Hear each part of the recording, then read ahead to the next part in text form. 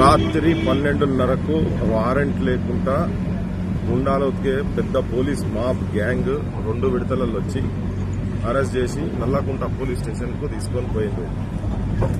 మార్వాడి ఏదైతే పెట్టుబడిదారు వర్గాలు, గుజరాతీ పెట్టుబడిదారు వర్గాలు అందరూ కలిసి డీజీపీ దగ్గర పోయిన తర్వాత ఈ పరిణామాలు దారి తీసినాయి.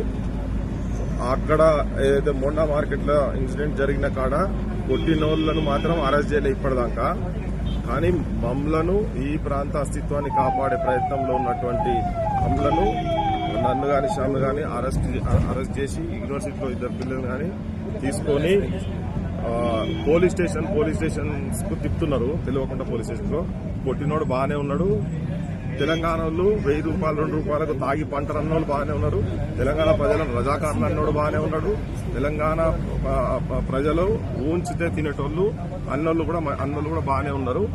కానీ మమ్మల్ని మాత్రం పోలీస్ తిప్పుతున్నాడు రేవంత్ రెడ్డి. ఆంధ్ర పాలకులు కూడా ఇట్లనే చేసిండ్రు. కానీ ఆంధ్ర పాలకుల కన్నా నువ్వు కొద్దిగా షేర్ అంటే నువ్వు ఇంకా సమాసేర్ చేసే కాడుకున్నావు, నువ్వు ఎక్కువ చేస్తున్నావు. నువ్వు ఇవి తెలంగాణ ప్రజలంతా గమనించాలి.